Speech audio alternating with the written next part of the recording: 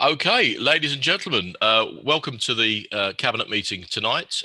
We are feeding on from the cabinet advisory panel held on Monday. That was superbly chaired, I'm sure, by Matthew Davis. And we've got it's a big, thick agenda tonight, and a lot of it is housing, huge amount of housing. So what I'm going to do, if it's okay with everybody, I'm going to bring two items which are non-housing forward when we get to that part of the agenda. One of which is, I think, item 11, and the other is item 12. With your agreement, I'll bring those forward so that we don't have officers hanging around listening to Peter Dosad droning on about housing too long. Also, because it is a very big housing agenda tonight, I've invited Councillor David Moat along as well. David obviously chairs our Strategic Housing Board and involved with Tenants and Leaseholders Forum too. Very, very specialised interest in housing. So since so many of these items are to do with housing, David's very welcome, and you can please just chirp up if you need to, David. Okay, let's crack on then. First of all, apologies for absence, Mr. Twyman. I believe you're all here, Chairman. Great, thank you very much indeed. Brilliant. Declarations of interest then. Is there any matters of interest specifically relating to tonight's agenda that aren't covered by your general declarations? No? Okay, thank you very much indeed. Confirmation of the minutes of the Cabinet meeting held on the 28th of January then. That seemed like a long time ago, but are members happy that they're a fair record? Okay, thank you much indeed. We'll accept those. Urgent items, Mr. Twyman, there are no urgent items, I don't believe. Is that right? That's correct. Thank you. Item 5 then is to receive the minutes of the Cabinet Advisory Panel held on the 22nd of March, chaired by Matthew. I have those in front of me, so we'll be referring to those during the course of the evening.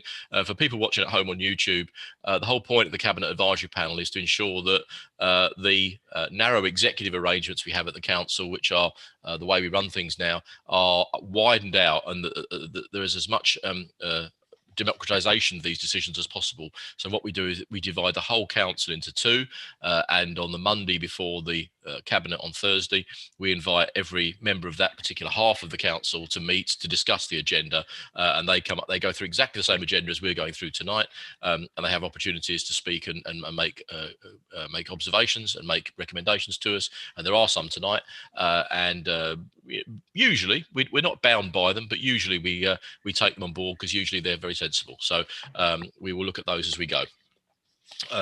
On then to the next item, which is the first of the references and committees. Mr. Twyman, there are none, I understand. That's correct, Chairman. Okay, thank you. Now, as I explained, I'm going to take two non-housing items. We might as well take them right at the beginning. So can we, with members' agreement, move to item 11, which is the government consultation on changes to the National Planning Policy Framework and the new National Model Design Code. And I think Sonia Collins is going to take us through that. Sonia, all yours. Thank you, Chair.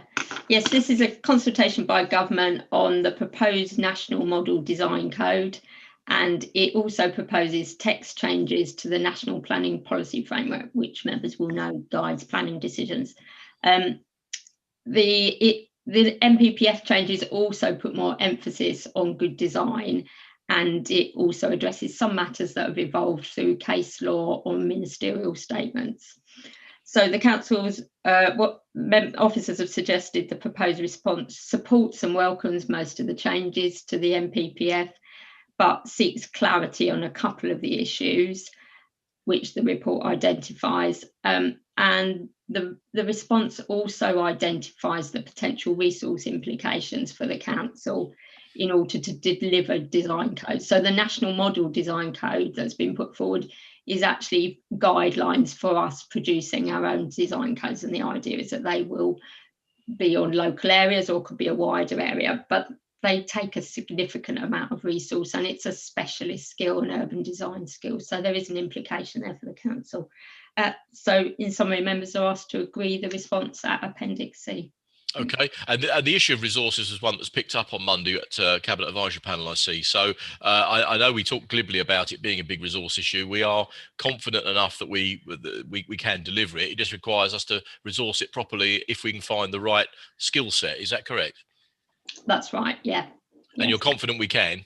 We have got that skill set in-house at the moment, but only on a temporary basis because they're working on the C2E project, so they're specifically contracted for that, but certainly they offer that skill set, yeah. Okay, Excellent. Okay. All right. Well, let's start open to members then. Is there anybody who wants to comment on this? Anybody got any views?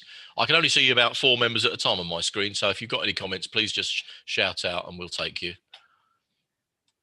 No. Okay. All right. Well, the recommendations are clear here. Then we are asked to consider the response to the question set out in Appendix C in relation to the new model design code, and we've given cognizance to the fact that there's going to be some resource implications almost certainly, but we feel that we can cope with that inside our envelope. So, are members happy with that recommendation? Yeah, that's cool. Thank you very much indeed. Right, on to these long list of housing items. No, I'm only joking, Marie. I hadn't forgotten you. Miss Kelly Stone also has one item tonight, so we're going to take that next, which is the item 12, the strategic asset management plan. Marie, do you want to introduce it? Yeah. Sorry, I shouldn't do that to you, should I? That's all right. That's okay. Thank you, Chairman. Good evening, everyone. This is a plan which I hope will act as a reference point for the new Property Services Department. Because as you will know, that through the restructure, which was agreed by the GAC some months ago, you're bringing in a new director of growth and community, and that individual will be responsible for running the Property Services Department, which is being run by me at the moment with one valuer only. And we have felt, the need to actually bring this back in-house, the service back in-house. So this is the aim of the strategic asset management plan, to provide a stepping stone for this new department to focus on. It also sets out numerous action plans that we have to put in place. It's a very straightforward, it's a very detailed document, and I'm happy to take any questions. Thank you. All right. Thank you. Okay, well, I'll throw it open to members then. Cabinet Advisory Panel were silent on this on Monday, but is there anybody here tonight want to raise anything in relation to Marie's report and the implications of same? Yeah, I'd like to. Yeah, please. Yeah, Andy. Sorry, don't know if you can see me. It's a well-written report. Very well, articulates our assets very well. I know that this comes up quite often in the Treasury Management Panel assets, but I just wonder. And I ought to know this question, but whereabouts is Cabinet responsibility sitting for this strategic assets? Is this with my role in finance, or your role as leader? Well, it always is with leader, but where do you see it sitting, Chairman? I'm going to pass that straight on to my learned friend. The property portfolio issues do rest with Cabinet. But obviously, there may be a need to consult on specific issues, such as finance-related matters. So initially with Cabinet, but then there is a consultation aspect on other issues as well. Okay, I'm just wondering whether I need to engage more comprehensively than I do at the moment in this. That was really my question. Well, I think maybe it's one we have offline. Yeah, perhaps so. But I mean, given that the if you don't engage, it means I have to. I think it's best if you engage. I mean, this does fit very much with your, honestly, the skill set and the portfolio, if I'm honest. But I mean, clearly, there's going to be some residual issues there for the leader and for Cabinet and GAC occasionally, I don't know, but presumably there will be issues there. So, but I think it would be sensible for you to, if you don't mind, keeping a good eye on it, Andy. Is that all right? Yes, of course. I just didn't want it to fall between the cracks. So I hope my last question. Yeah. Fine. Okay. All right. Thank you. Okie dokie. So members have got the recommendation there. Then members happy with that? Cool. Thank you very much indeed. There we are. You're all dismissed. Well done. Thank you very much. Bye-bye. Take care. Thanks ever so much, everybody. Okay. On then to the rest of the agenda, which is, as I say, pretty much dominated by housing issues. So we have Mr. Dosad with us here. As I say, David Moat is here as well, because he has such an interest in these items. I should just say before we begin, I'm not sure whether I mentioned this last time, whether we knew this last time, but Mr. Doshad is searing his way through this organisation and is about to take a post as a director here. It's a very, very well-deserved appointment for him. He's been a really good servant to this council and provided impeccable advice, and more than providing impeccable advice, he's actually delivered a first-rate housing service. So we are now in the process of making an appointment to his old post, and we'll make an announcement about that in due course. But I just want to congratulate Peter again for, first of all, his commitment and sticking power to this council. We must be doing something right, I think, if we can keep quality officers like that. And also congratulate him on his new post.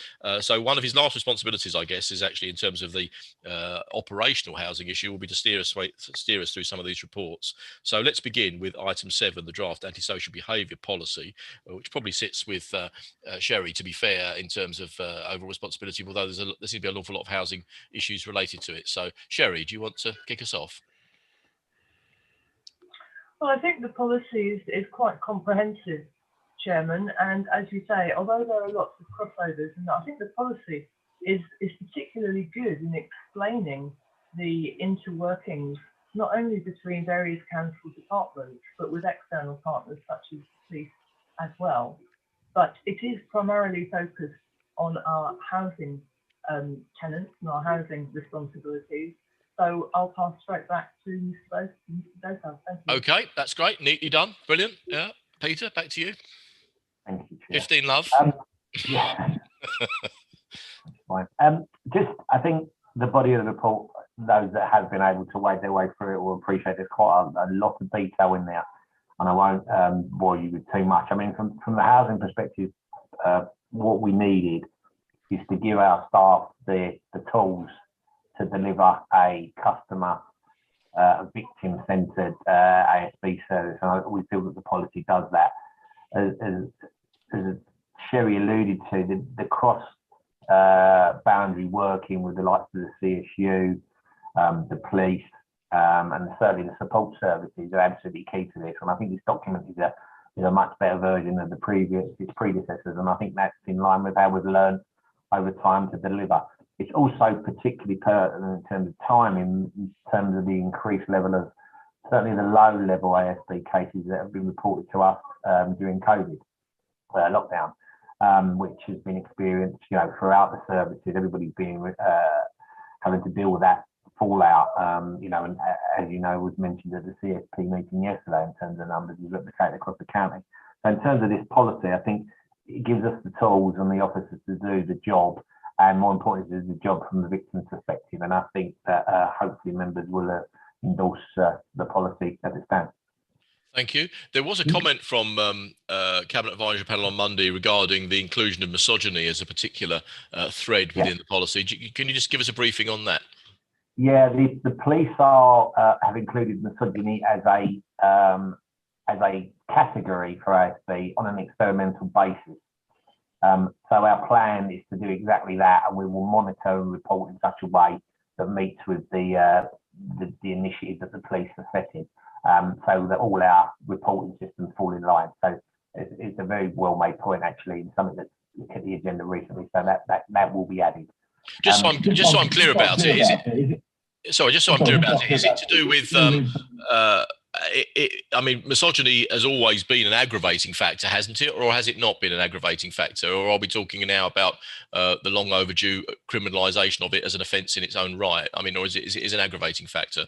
It's certainly an aggravating factor. I think it probably historically would have been lost in a number of other categories. And this is about categorising ASB, enable to us to best deliver our services moving forward. Okay. So for all intents and purposes, I don't know, domestic abuse may have been included in that definition, but there is now a very specific definition for misogyny on an experimental basis to see how that works, and it's to the benefit of the victims, really. Sure. Okay, all right. Well, I must congratulate you on this piece of work. It's a hugely important thing. The one glaring thing that strikes me about it, though, of course, is at the end of the day, it's the sanction. And I guess we're not really in control. We're not masters of our own situation there, are we? We are always bound by this difficulty. I mean, there would seem to be I mean, I think all of us would love to see a system whereby when antisocial behaviour is revealed and disclosed to us, the ideal solution is that the victim should feel satisfied that their position has been respected and heard and resolved, and the person perpetrating stops perpetrating. But on occasions, it's not as easy to get to that point, and there are cases where, frankly, forced separation or losing of tenancies are things which I think, if I'm honest with you, most members of the public would support, but the legal system has always been rather out of step with, hasn't it? Is there any indication that might be changing? Unfortunately not. I think the vast majority of the cases we deal with are relatively low level, if we're honest. They're not, low level for the people experiencing the ASB. I'm not dismissing it by any way, but that then means it's incredibly difficult to get a legal remedy when the legal remedy is to remove somebody's tenancy. We've been incredibly successful with CPWs, CPNs, and the CDO. So there is a process, but it's the low level, high volume stuff that is harder for us to deal with. And anything related to a tenancy, you will know that the magistrates will always be super sensitive to people retaining the tenancies, and rightly so in a lot of ways. But that doesn't help in terms of those that people are suffering from, the dog barking, that kind of stuff. But I would love to say there is an answer to the low level ones, but I have every confidence that the very serious cases of ASB, the law can deal with those a lot better now than they ever had to. And I think we've got some historic successes even recently. The CBO, proving that there are processes in place, but there seems to be a big gap, and I think that's the problem. Sure, and I think what we've all got responsibilities to do, not without this policy, is that we've actually got to persuade the police locally, who have had a very tough time themselves over this COVID pandemic. We've got to persuade them that there's probably quite a short window as we emerge for them to really crack down and to get things back to where they were, and then go even further. Because I think these levels are pretty high, and they've grown for reasons we all understand. The frustration, and the lack of police capacity at this time has been enormous. But what we've got to do, I think, is crack down really hard now, and not allow this to become a norm. And then when we're back to normal, we can then start to once again ratchet it down even further. But I think, as far as our policy goes, I think this is really, really good. In terms of consultation, where does it go from here? Is this it now, or?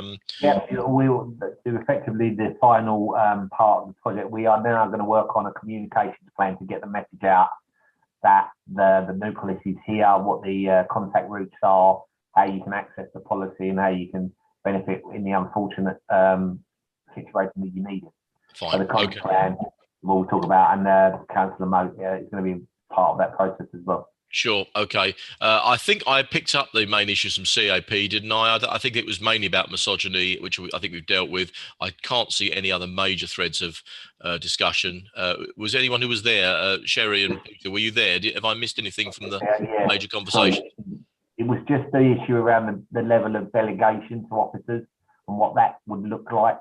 And I just reassured that it was low-level operational kind of decisions that enable us to deal quickly with anything that we may have missed, but that anything substantial would always come back to Cabinet for significant variations in policy. Fine. Okay. All right. Well, excellent piece of work. Thank you very much indeed. Are members happy with the recommendation? Cool. Thank you very much. Great stuff. David, you've got nothing to speak on that. Do chime in if you need to, David, but just shout out. You covered it admirably. It was a very comprehensive piece of work, and there were a number of quite sensible questions that came up. The whole question of a very intelligent question about communication came up towards the end of the meeting. Oh, you were there, were you? Yeah, I was one who did it. Okay. So, all right, fine.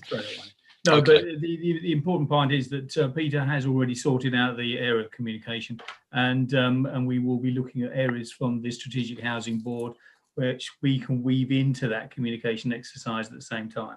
Fine. So it kills a lot of the ones in one blow. So okay, all right. So thank you. So for the voting members here, the item there is item 7. The recommendations, 2 of them. Members happy with those? Cool. Thank you very much indeed. Item 8 then is the draft private sector housing enforcement and licensing policy. Mr. Dosad, you again? Great, so Chair. The policy, members, is an update on the 28 policy that was originally introduced quite quickly from recollection with a quick change of policy and legislation, and we needed to get fit for purpose, which we did quite quickly. The new policy updates on that legislation and make some terminology changes. It's quite a heavy document, as I'm sure those of you looked at it appreciate. But again, what it looks to do is to pick up the changes around electrical safety, EPC and the EPCs in the private rented sector. But what it really does, it strengthens our ability to deal with poor quality private sector rented in the borough. You know, we suspect that, you know, it's an ever-growing market. You know, we know from our own activities in relation to procuring temporary accommodation, and it is a challenge. And I think this document gives us, first of all, anybody that interacts with our services a clear understanding what our expectations are, but as importantly, gives the officers the ability to deal with any contradictions in a really robust but fair manner. And I think it's quite a timely document again, because we were feeling that there's going to be more and more private rented coming in the fallout from the pandemic. Okay, all right, thank you. I think Cabinet Advisory Panel picked up again issues mainly of communication and publicity, which I think were dealt with on the evening. Frankly, I mean, I think it's one of those cases where everyone who needs to know does know, and anyone who wants to find out can. So I think we've kind of covered it. The issue really is whether we promote this any further, and that's something which perhaps David might want to take forward in terms of the work going forward. But it seems to me that we've actually there certainly doesn't appear to be a gap there in communications anyway, or the ability for people to find out the information. So we'll take that. And then the other thing was, I think I picked up there was some private tenancies being reluctant to raise deficiencies, fearing that the landlord might put up their rent or take retaliatory action against them. I mean, that's a very real concern. I think, quite honestly, of the two issues on communication, it's that latter one that would most concern me. That we should be making people aware that the right to safe and decent housing is an absolute right. It's not one that can be watered down. It's not one that should be impressed by fear or a concern. So I think probably if there is some work to be done on comms, that might be it. And once again, presumably, Peter, we're very sensitive to that when we accept complaints. Yeah, I think, you know, there is no legal right to retaliatory eviction, as you know. However, that doesn't stop it happening. And again, this policy, I think, helps us to deal with those situations. But the reality situation is that poor landlords will always be poor landlords. But what we need to be is in a position to deal with it when it arises. We're very fortunate that we don't come across too many. However, whether that's hiding a portion of the population that we're not seeing, we don't know. And I think part of the communication rollout is perhaps more on a cultural basis to get to some of the communities, the more hard to reach communities locally who are privately renting in Dartford, to understand that we're here to assist if we need to. Sure. So that will be part of the plan moving forward. Okay, fine, thank you. Just a matter of interest, is that I know the fundamental legal principle of no retaliation is obviously established as a no-brainer, but do we actually include that in the policy when we are dealing with new applicants for licenses? Do we make it very clear to them that that's their responsibility? Part of the process, yeah. It's, you know, the problem is obviously, you know, we're reliant on the landlord to do the right thing. Yeah. What they then do, you know, unfortunately, what happens is they just serve a standard notice. And it expires and then the same ends. But it's an unfortunate situation. But, you know, we'd like to think that we encourage private renters to talk to us if they've got problems. And our default position is always try to around negotiation. We don't go heavy-handed with the landlord straight away. You know, we'll give them the opportunity to resolve the problem. But equally, you know, that will put people off, unfortunately. But we've got to try to get the message out that, you know, that's their right rather than, you have to be fear of any retaliatory action. Yeah. Okay. That's cool. Thank you so much indeed. Okay. Any member on this? Okay. Thank you. Sorry. Have I missed you? Sorry. Yes. No, I think I overall support the paper. Brilliant paper, and brilliant strategy. I just wanted to make an observation to the head of housing. In another industry which I'm in. Getting recorded on a national database of bad eggs is not a good thing, and is probably one of the best consequences you can offer to someone that's not acting correctly. So I love the section over the national database of road landlords, and I would seriously suggest that yes, we give landlords. There's only a few. The majority are brilliant, but of the few which are poor that are letting down our residents, Yeah, we give them the chance to remediation, but then that has to be something that we really go for, Peter, because it will be a consequence that they will not like. So I will back you 100% on that. Thank you. Good paper. Yeah, I think one of the issues though we got to be honest, Andy, is that as I think Peter has said, if landlords are wily as well as bad, and sadly some of them are, there are actually legal ways to deal with this, which doesn't appear like immediate retaliation, but which is effectively a delayed retaliation. Is that right, Peter? I mean, there are ways that people can, if they are. They may have done absolutely nothing wrong at all, but if the landlord wants to remove them, there are actually ways of doing it. And I think what we've got to try and do is concentrate on building up the sense that our landlords are good. I agree, absolutely. If we encounter bad ones, then we need to clamp down on them. But there's also some changes in the law, I think, that need to be reasonable, and they need to reassert both sides' rights. I think rights have swung too much in one direction, then too much in the other. There needs to be a proper balance of those rights, I think, but sadly, as I say, clever bad landlords can actually do quite a lot of damage, can't they, Peter? Yeah, I think you're right, and I think picking up on the road landlord database, I think it's a very strange market in terms of there's always somebody that wants to rent your property, and unfortunately, there's a very small cohort of landlords that really don't care, because ultimately they know that someone else will take it, and I guess it's slightly odd in that. From a market perspective, there's not many markets like that where bad publicity doesn't seem to do you any harm. Yeah. But absolutely, it's a very complicated situation. Often the lower end of the private rent, so you've got some very vulnerable tenants as well, and those all mixing together make a very difficult situation sometimes for us to deal with. But hopefully, the policy will give us the tools to resolve that. And again, this is all about improving the private sector quality of renting accommodation. It's all, however we get there, that's whatever the aim is. We don't, it's almost irrelevant how we get there, whether it's bashing people or being very nice. The end result has to be the same. So. Yeah. Okay. Cool. Thank you very much indeed. Anyone else on this? Yeah, Jeremy, can I? Yeah, please, Anne. I want to ask a question. I'm not sure if it's relevant, but certain circumstances that I'm aware in my particular area, are other local authorities responsible for when they engage with landlords and properties in our area? And I'll use a case that I have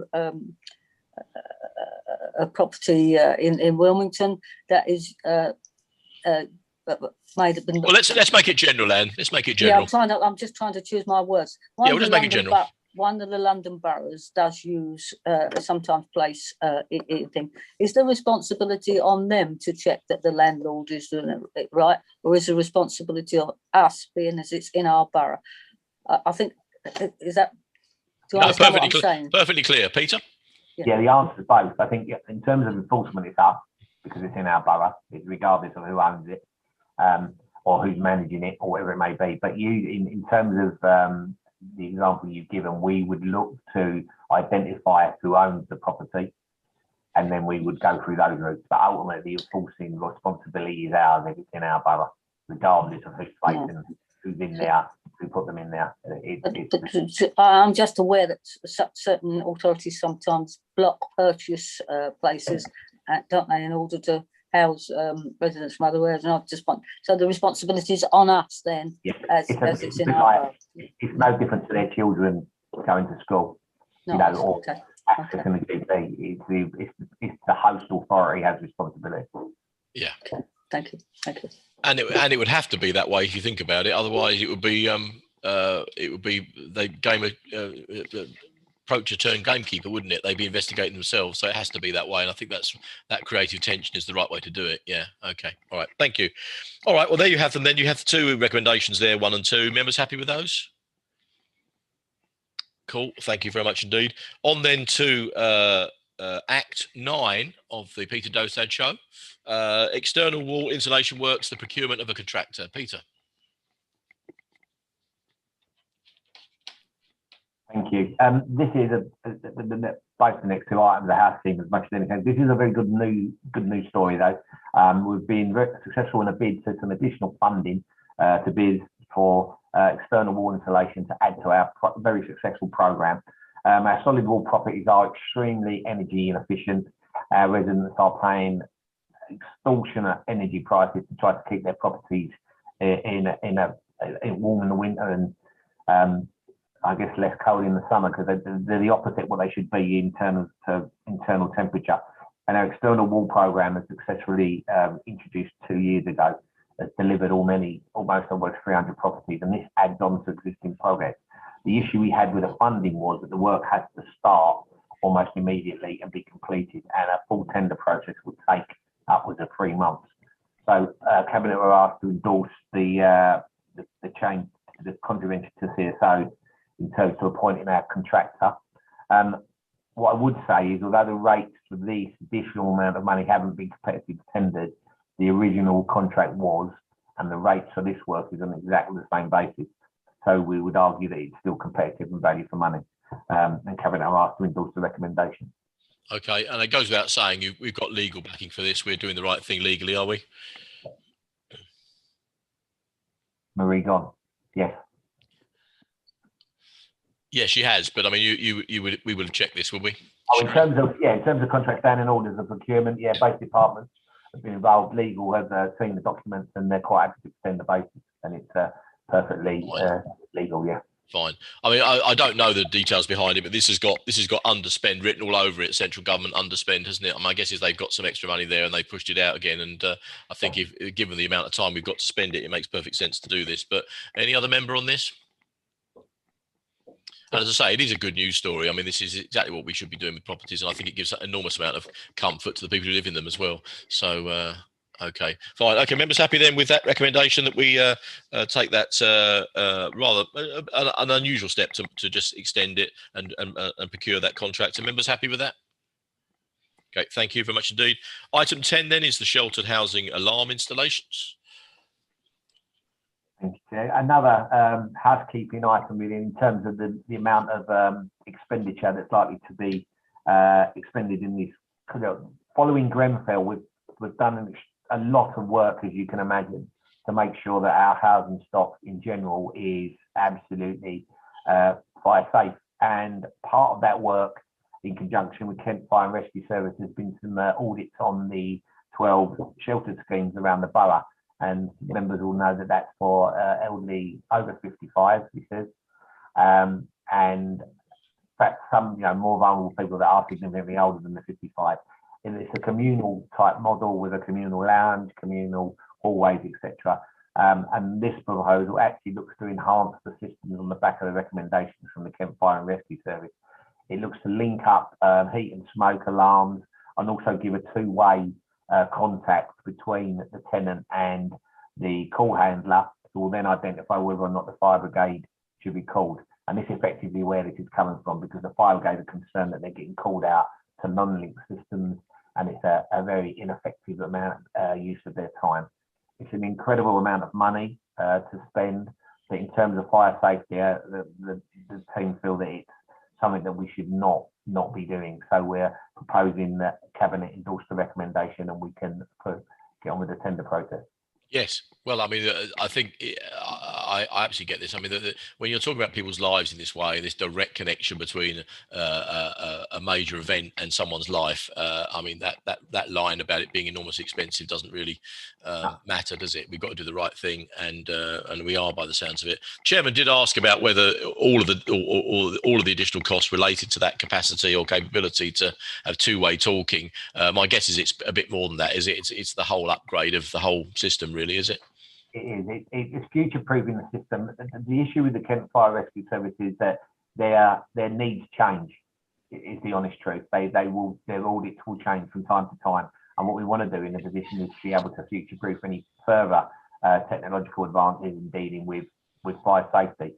So it's the heat and the smoke are now linked, which they weren't previously, and the two-way combination. And it sounds pretty straightforward, but it's quite a significant change to the existing system, which I hasten to add is already absolutely fit for purpose. Yeah. But this is, an additional layer because of the potential vulnerability of the clients that live in our housing scheme. Yeah, I don't really need to ask this. I mean, I think a couple of us were on a meeting yesterday with, or maybe the day before, with the station manager at Dartford in relation to some crime and disorder issues, and they do an amazing piece of work, and they're amazingly dedicated to it. So my guess is we've got to be careful to make sure we instruct our residents, though, that this is not the two-way is not a way of explaining away the need to call the police or the fire brigade, rather. This is, I mean, sorry, it's a clumsy way of me saying, do we need to have new instructions to our residents to make it absolutely clear that this is not a conversation instead of them calling for fire help?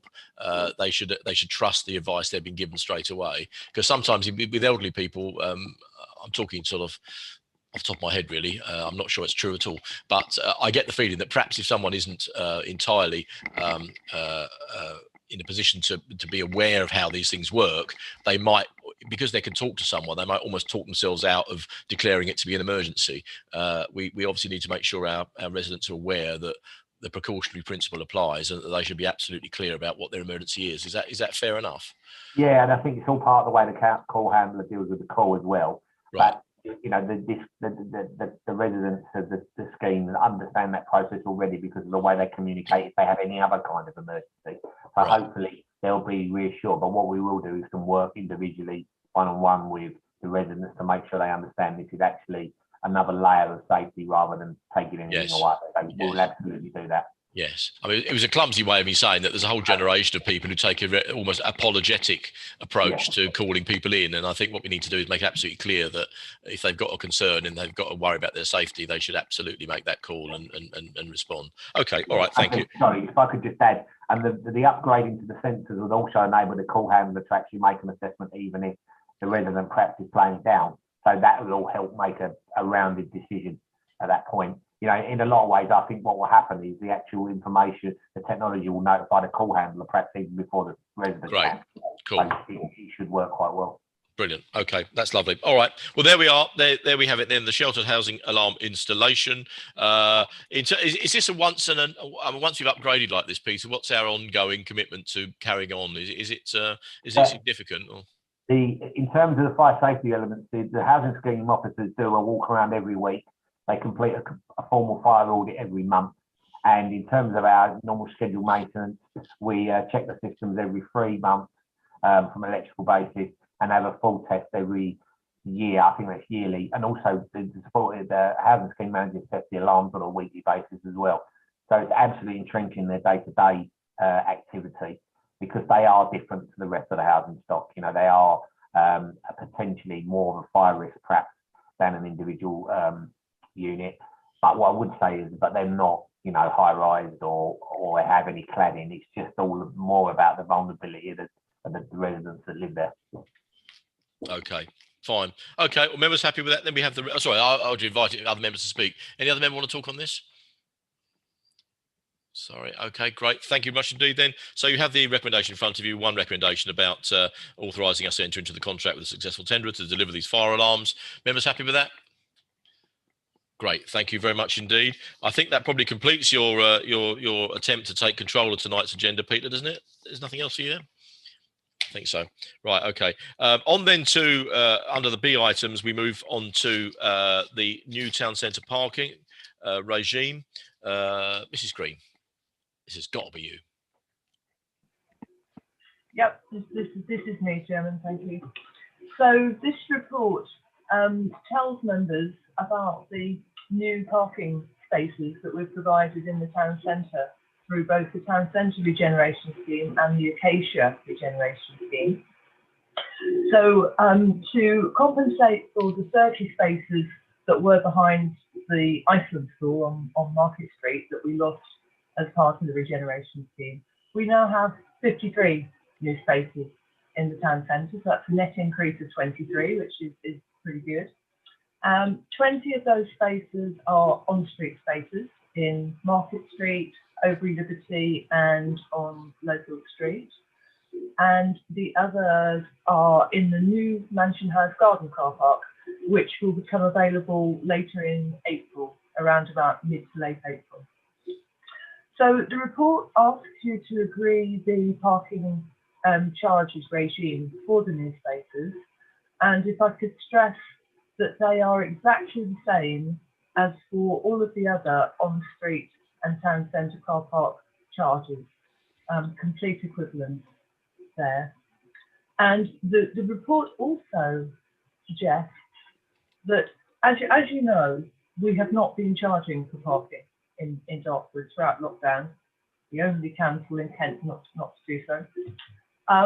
But in the town centre, particularly as the town centre prepares to reopen more widely on the 12th of April, we've been approached by some of the businesses who are concerned that the fact that we have not been charging for spaces means that they have been taken, particularly the on-street spaces, have been taken up by long stay parking when we need them to be available for rapid turnover for customers of the shops and the town centre businesses.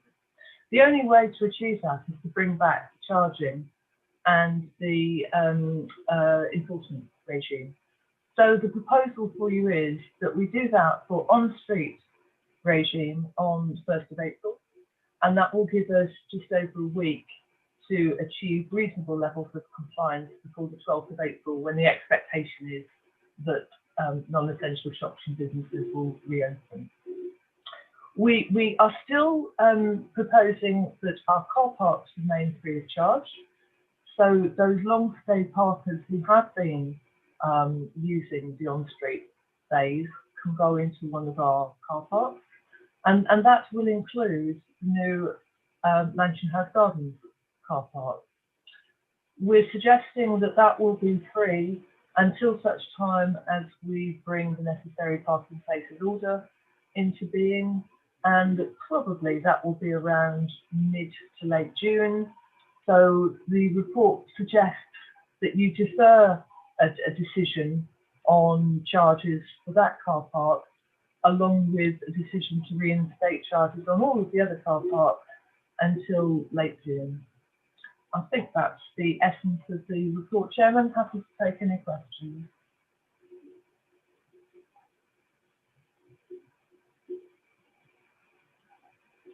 I can't hear you, Chairman. I don't know if it's me. It's be on mute, Jeremy. It's be on mute, Chairman. No. No. There we are. Is that better? I'm back. Look at that. It's just I've got a little button here I've got to press as well.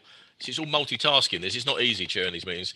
I think we can look the world in the eye in terms of our work in parking over this period. I think we are the only council in Kent to still extend it to this period, this length of time. I think it's been useful. I think it's been the right thing to do, and I think we now need to be honest with people when we need to change it and explain why.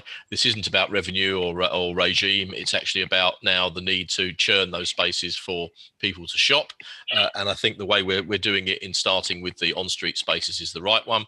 In regard to the new parking space, one of the things that Sherry didn't mention, which I'm very proud of, is that we've actually got some relatively intelligent signage now, because it's all very well having a new car park, but if the entrance to that new car park is the first thing you encounter coming into town, people will need to know whether there are spaces there or not, or whether they need to progress on, because by the time you've gone past it, if you've missed it, you've got to then go around it and come back to it again. So we've kind of got this intelligent parking system going as well. So with a bit of luck now, people coming into town will get a warm welcome and almost be told where to go and where to park, which I think is a step in the right direction.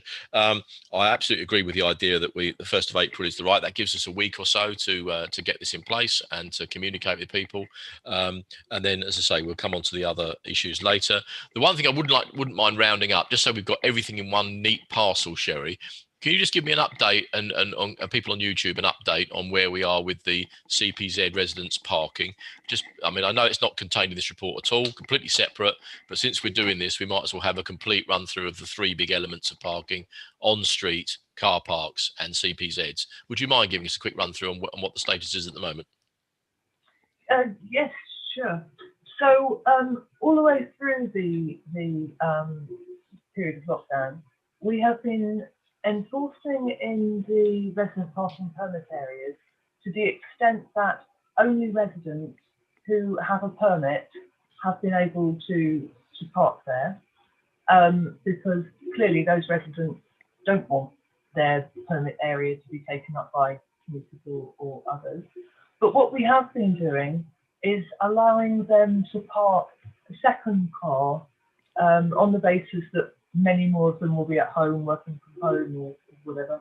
So we have allowed them to park a second car in the permit area using a visitor scratch card, but without the date on the visitor scratch card expiring.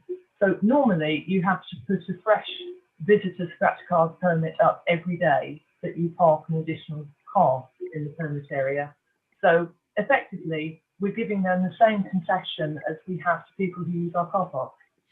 And is the plan that we undo that at the same time as the car parks, not with this latest April the 1st? We're gonna maintain that system for CPZs until we change our car park standard. Is that right? Yeah, I think that makes sense, Chairman. I mean, the two are not necessarily connected, but they have been, the concessions are in place for exactly the same reason. Yeah. So it makes sense to link them. So if we're going to have two days of change, that we might as well just put the first one to do with on-street and the second one connects to car parking and CPZ changes. That's fine. Excellent. Okie dokie. Sorry, Sherry, could you just remind me of the second date? So mid-June. We haven't actually set the second date yet, Councillor. What we're proposing is that it's likely to be late June. And of course, we're all kind of working towards the 21st of June when things might be further relaxed. And that would perhaps be an appropriate time to bring back charging more widely. But the report leaves that as a delegated decision for the new Director of Housing and Public Protection in consultation with Chairman of Cabinet. Okay. Right. Thank you. And for anyone just listening in on this on YouTube, I mean, I know it often seems the question I often get asked is why aren't the car parks free if we're keen to promote our town? The simple fact is that if you make the car parks free, you don't get any churn of drivers, and people do stay in those spaces for a long period of time. If you make them free but you have a limited time frame on them, you don't have the money then to effectively enforce, so you are paying loads of enforcement staff without any revenues. So it's a bit of a balance, and I just want to reassure people it actually is not a revenue issue. I know probably talk in the pub is that this is one of the big earners for councils, but I promise you it really isn't. We operate a relatively neutral budget. I won't say it's always neutral because you can never bring it in exactly that. Sometimes it's over, sometimes it's under, but I can assure you that the motivation for this isn't money. It's actually management of the traffic situation in the town, and in this occasion I think now that people are starting to return, it's wise for us to get our on-street parking sorted so that people are aware that they can come to town, and our rates are incredibly low still for nipping into town to shop, and I'm proud of that and pleased of that. But I hope the period of free parking has been useful, and you know, as we gradually move out of it, I hope people will remember and appreciate this was a useful contribution. Okay, anyone else on this? Richard, this is kind of your area. Are you happy with all this? Thank you, Chair. Yes, I am. I obviously am very happy with the new parking spaces, and I think like what you said about the charges is absolutely true. I think we do. We've always been very fair in our charges in Dartford, and we continue to be. In terms of the lifting the suspension of the enforcement, yeah, I think it's about the right time to do it. I think this is a good plan. I think anyone who goes to Dartford now can see that things are getting busier now. And then we've got the next step of the roadmap looming, and I think it is the right time to consider using our short-term parking for exactly what it's supposed to be used for. Just one point I would say is regarding the communication of this, just to make sure that we communicate it as widely as we possibly can, because as you say, we don't use parking revenue as a massive money spinner. We really don't want people to get caught out. We don't want people to come to town thinking it's still free and then find out they get a ticket. So just to press the communication button on it. Well, if any comfort, I've already seen a press release and it's ready to roll. If it hasn't already gone, it will be going certainly tomorrow morning, and we'll do as much social media presence as we can to let people know. And I hope that will suffice. Okay, Andy. Well, it was a very similar point to Richard's. Indeed, communication is key here, because we've done the right thing. You don't want to lose the goodwill by doing the right thing for a last-minute change. is there time for, or is it being considered that we use our officers on day one or the day one -1 to put some notices on the cars that are parked in these places to say, look, from tomorrow or from next week, this is going to be a pay for bay again. I just wondered, just enhance that communication as much as you can. I've got a feeling. Well, I don't think it's a day one activity. I think it may well be an activity for next week. Sherry, is that right? I mean, are we able to give some educational and advice next week or not? We have CEOs out on the street anyway, because we've been enforcing loading bays and disabled bays throughout, and they do give advice where they actually see the driver. It's always a difficult decision as to whether you, in effect, put a flyer on the car windscreen, because what you don't want to create is additional street litter. Yeah, people hate so, that. You know, that is a difficult one. But as the chairman says, the press release I think went out this afternoon. We will be hitting social media in the next day. Websites updated, and the CEOs will talk to anybody they see on the street. Great. One thing that might be sensible, Sherry, if you don't mind, we might think about some material to go on the machines, just to make it clear that they're going to be switched on again in April. On April the 1st, because I think some people parking them will probably still check the machines. They'll see them off, and I think a little.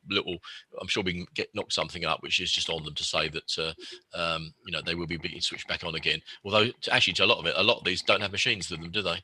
A lot of them are. I was just going to say that we can do that in Spittal Street, Hyde Street, where the old established on-street bays are. Yeah. But the new on-street bays, there aren't on-street machines. It's pay by phone or pay point.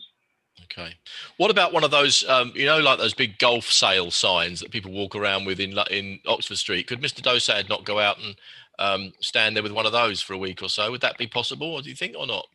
You mean turning into a sandwich board man? No. I'm only joshing. I will talk to parking services and also to the comms and make sure that we push out as much communication as we possibly can on this. Cool, because I think the aim is true. We don't want people to feel they've been hard done by it. But the problem is when you've been this kind and this good over a period of time, coming down off it can sometimes be a problem. So I think we need to do it as smoothly as we can and let people know. Actually, social media does tend to get out and about, doesn't it? I mean, I think these days, even if people haven't got direct access to it, it starts that passing on of information. So I think that. I'm sure we'll do the right thing. Okay, thank you. All right, well, a bit of pat on the back then for us for keeping it as long as we have. But I think the time is now right to re-implement it in order to protect the churn for a benefit of our local businesses. Members happy with these recommendations? Great, thank you very much indeed. Then item 14 and 15 are both connected now to finance. So item 14, the risk-based verification of housing benefit and council tax reduction. My guess is that Sarah. Yes, it is. Thank you, Chairman. So this council introduced risk-based verification back in 2017 for housing benefit and council tax reduction claims. And using this system that meant that claims were categorised as being either high, medium or a low risk. For those low risk claims, we therefore didn't carry out any further checks and they were able to be processed very quickly. And the team were able to concentrate on seeking further evidence and doing more verification on the high risk claims. However, new and improved data sharing methods are now in place with the DWP and HMRC, which provides the evidence we need for those claims. And basically this negates the need for risk-based verification. So the report is simply asking Cabinet to revoke the risk-based verification policy so that we can process claims moving forward just in accordance with the regulations. Thank you, Chairman. Okay, well, not much more to be said on that. I think it's very straightforward. Members happy, or members want to say anything? Okay, members happy with the recommendation? Thank you very much indeed. Item C items then, we move on to item 15, which is the Council Tax Hardship Relief Support Scheme. Yes, Chairman. Following the pandemic, along with other districts across the country really, we're seeing a significant increase in the number of claimants for council tax reduction and also a number of families that are moving into financial hardship. Kent County Council have recognised this, and they're therefore allocating some of their COVID monies to help this situation. So we'll get some funding which will allow all council tax reduction scheme claimants to receive a discount of £50 off their 21-22 council tax bill. And we'll also be able to apply a discount to any future claimants that we get during the course of the year. KCC have also allocated a further sum of £182,000 to Dartford to provide council tax relief for those who don't qualify under the council tax reduction scheme, but they nevertheless are in financial distress, perhaps because of being on furlough or maybe being made redundant as a result of the pandemic. And we'll operate this in accordance with our council tax hardship policy that we currently have in place. So it means that any cases that our council tax team become aware of people who are struggling to pay their council tax bills, and we can see them getting into arrears or they approach us direct, then we can point them in the direction of this additional funding that's available. Great. Okay, that's very helpful. Thank you. In terms of that, I mean, I think in terms of the first point of it, I think it's obviously a good scheme from KCC, and I congratulate and thank them for it. I think it's the right thing to have done, and I think it will go a very, very long way to ease the burden for people who are in some difficulty. With regard to the second, I think what that does highlight is that we always encourage people who've got themselves into any kind of problems or difficulties, actually at any time, but particularly during the pandemic, to talk to us. The worst that can happen if someone with a problem talks to us is that you've shared it. Even if there isn't a direct response from us that we can help you with, we can normally signpost you to the right place. And even the act of actually getting advice from us might be helpful to you in its own right. And particularly during the pandemic, our help offer remains. And throughout this, from the very first days of the pandemic a year ago, we took a decision that we would much rather give information twice than have it not received at all. So that's the way we operate here, and those services are still operating. So if people have problems, they should not necessarily think of us in what they assume the council does for people. They should look at us in terms of what they think the council might be able to do for them, and you might find that we can. And as I say, if we can't, we can certainly signpost you, and at the very least, we can help share and give you advice about the situation you're in. There is absolutely no shame about various financial and family situations that have emerged during COVID. Every single one of us has been affected by this. It doesn't matter how wealthy or stable or how good your income is or how good your family support is. Every single person in the country has been affected in some way by this, and it's increased levels of stress or concern. And honestly, we are here to try to share that burden and to try to help. And as I say, we'll be very honest with you about that. We won't string you along. If we can help you, we will. If we can't help you, almost certainly we can signpost you to people who have. You should not be worried on your own about this. And if you know someone around you who's in that situation, please either talk to us about them or ask them to call. We are absolutely willing to assist. So with that in mind, are members happy with this scheme? Cool. Thank you very much indeed. I think that brings us to the end of the official papers. Alan, I've not missed anything tonight, have I? I'm sorry you had to bounce all over the place. No, Chairman, I think that covers the whole of the agenda. Fine. And my final just wrap up moment then for YouTube is that I think you've seen the government's roadmap out of this. You've seen the various waypoints. They're going to start falling on us very quickly. But you've also, I know, seen what's happening in Europe. You've seen the fact that this is not over, and that there's only 23 miles between us and a problem which is still very, very live and big. There are problems here still. You know, the vaccination program is going really, really well, and we must thank the NHS and all those amazing people who are delivering it, the volunteers. I had mine done since the last cabinet meeting. I tell you, it was a breeze. It was an amazing experience, and I think I would encourage anyone who hasn't had the vaccination who can now get it, to get it. But the big ask from us is that as we start to get back up and running, please understand these are steps towards normality. This is not straight into normality. Please don't leap into thinking that just because one change is being made to the regulations, it means that they've all gone and all been swept away. We all have to take care of each other. We all have to look out for each other. Masks, social distancing, common sense.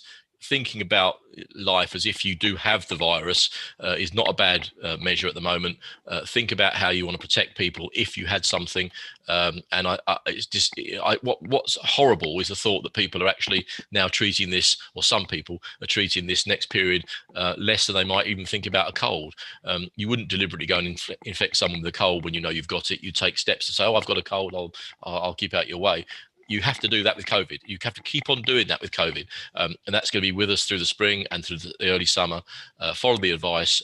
Please don't think it's all over, because very surely, if that's the thought that you have, it certainly won't be. So that's it from me. Anyone else? Any issues from tonight that I haven't raised that anyone wants to talk about? No. Cool. Thank you very much indeed. Meeting closed then, or whatever it is, on the hour. So meeting closed. Thank you very much indeed for your time, everybody. Thank you. Thank you.